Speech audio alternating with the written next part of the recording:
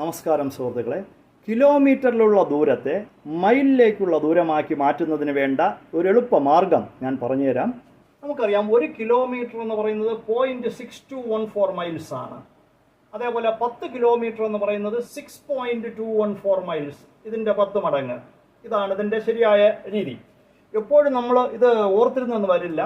അപ്പോൾ നമ്മൾ കിലോമീറ്ററിനെ മൈലിലേക്ക് മാറ്റുമ്പോൾ ആ സംഖ്യയെ, അപ്പോൾ 50 കിലോമീറ്റർ എന്ന് പറയണമെങ്കിൽ 50 കിലോമീറ്റർ എന്ന് പറയണമെങ്കിൽ 50 ഇൻറ്റു 0.6214 എന്നെടുക്കേണ്ടി വരും. ഇതിനെ കാൽക്കുലേറ്റ് ചെയ്ത് നമുക്ക് കണ്ടുപിടിക്കാം, കുഴപ്പമൊന്നുമില്ല, കൃത്യമായിട്ട് നമുക്ക് കിട്ടും. അതിൻ്റെ ഉത്തരം നമുക്ക് കിട്ടുന്നത് ഇങ്ങനെയാണ്: 50 ഇൻറ്റു 0.6214. ഇതിൻ്റെ ഉത്തരം 31.07 മൈൽ എന്നാണ്. മനക്കണക്കിൽ ചെയ്തതാണ്. 50 കൊണ്ട് ഈ സംഖ്യയെ ഗുണിക്കുമ്പോൾ ഇത് കിട്ടും. കാര്യം അതിൻ്റെ എളുപ്പമാർഗ്ഗം ഇതാണ്: 50 കൊണ്ട് ഒരു ദശാംശ സംഖ്യയെ ഗുണിക്കാൻ ഇതിനെ 100 കൊണ്ട് ഗുണിച്ചിട്ട് അതിൻ്റെ പകുതി എടുത്താൽ മതി. ഇതിനെ 100 കൊണ്ട് ഗുണിക്കുമ്പോൾ 62.14 കിട്ടും. 62.14ൻ്റെ പകുതിയാണ് 31.07. ഇനി വലിയ സംഖ്യകൾ വരുമ്പോൾ ഇതേപോലെ കണ്ടുപിടിക്കാൻ ബുദ്ധിമുട്ടാകും, പ്രയാസമാണ്, നമുക്ക് പറ്റില്ല. ഇതിന് ഒരു എളുപ്പമാർഗ്ഗമുണ്ട്. ഇപ്പോൾ 120 കിലോമീറ്റേഴ്സ്, ഇതിനെ നമുക്ക് മൈലിലേക്ക് മാറ്റണം. ഈ രീതിയിൽ മൾട്ടിപ്ലൈ ചെയ്ത് കണ്ടുപിടിക്കാം. പക്ഷെ അല്ലാതൊരു എളുപ്പമാർഗം, ആദ്യം നമുക്ക് 120യെ 2 കൊണ്ട് ഡിവൈഡ് ചെയ്യണം. അപ്പോൾ എത്ര കിട്ടും? 60 കിട്ടും. ഈ 60നെ നമുക്ക് പിന്നെ 4 കൊണ്ട് ഡിവൈഡ് ചെയ്യണം.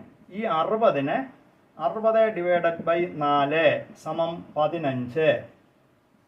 ഇത് രണ്ടും കൂടെ കൂട്ടുമ്പോൾ 120 കിലോമീറ്റർ എത്ര മൈൽ എന്ന് കിട്ടും? 60 + 15 75 മൈൽ. ഈ 120 കിലോമീറ്റർ എന്ന് പറയുന്നത് 75 മൈൽ. ഇവിടെ ഒരു കാര്യം ശ്രദ്ധിക്കേണ്ടത്, എക്സാക്റ്റ് അല്ല, കൃത്യമായിട്ടല്ല ഇത് കണ്ടുപിടിക്കുന്നത്, ഒരു ഏകദേശം കിട്ടും. അപ്പോൾ 120 കിലോമീറ്റർ എന്ന് പറഞ്ഞാൽ 75 മൈലിനടുത്തുള്ള ഒരു സംഖ്യയായിരിക്കും. എക്സാക്റ്റ് ആയിട്ട് കണ്ടുപിടിക്കണമെങ്കിൽ 120നെ 0.6214 കൊണ്ട് മൾട്ടിപ്ലൈ ചെയ്ത് തന്നെ എടുക്കണം.